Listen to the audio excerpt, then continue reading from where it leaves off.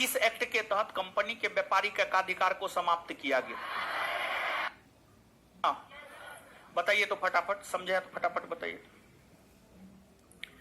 किस एक्ट के तहत कंपनी के व्यापारिक एकाधिकार को समाप्त किया गया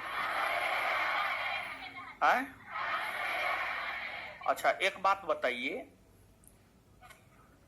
कंपनी के व्यापारिक एकाधिकार को पूर्णतः समाप्त किया गया या आंशिक रूप है?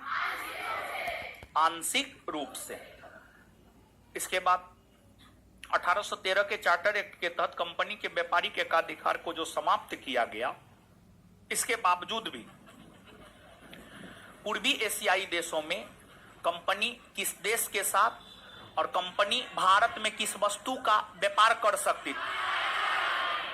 चीन और चार।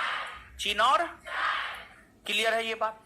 इसके बाद किस एक्ट में ईसाई मिशनरियों को भारत में बसने की अनुमति दी गई? 1800 या किस एक्ट के तहत ईसाई मिशनरियों को भारत में ईसाई धर्म प्रचार की खुली छूट दी गई? 1813 का चार्टर है। किस एक्ट में यह प्रावधान किया गया भारतीय शिक्षा पर प्रतिवर्ष 1 लाख रुपये खर्च होंगे? किस एक्ट के तहत स्थानीय निकाय के प्रतिनिधियों को कर वसूलने का अधिकार दिया गया?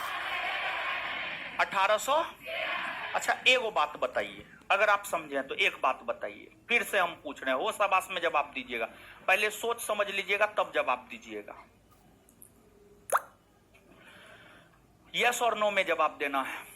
क्या हम यह बात कह सकते हैं कि 1813 के चार्टर एक्ट ने भारत के व्यापार का मार्ग सभी ब्रिटिश कंपनी, सभी ब्रिटिश व्यापारियों के लिए खोल दिया? हां या ना? है? कह सकते हैं ना?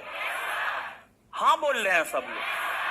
अगर हां बोल रहे हैं तो आप ठीक हैं, अगर दिमाग में नहीं आ रहा है तो मतलब आप ठीक समझे हैं ना हो। कभी काल हमको मन करता है नहीं समझाने का, क्योंकि आप लोग समझ नहीं पाते हैं। समझ गए ना? हाँ, चलिए ठीक है। तो 1813 के चार्टर एक्ट के तहत भारत में व्यापार को सीमित नहीं किया गया, बल्कि व्यापार को विस्तार रूप दिया गया। सिर्फ एक कंपनी के व्यापारिक अधिकार पर अंकुश लगाया गया, वो था ब्रिटिश ईस्ट इंडिया कंपनी। ऐसे ओवरऑल दृष्टिकोण से अगर हम लोग देखें तो व्यापार को तो बढ़ाने का काम किया गया, व्यापार को तो बढ़ाने का काम किया गया। ठीक है, चलिए अब आगे।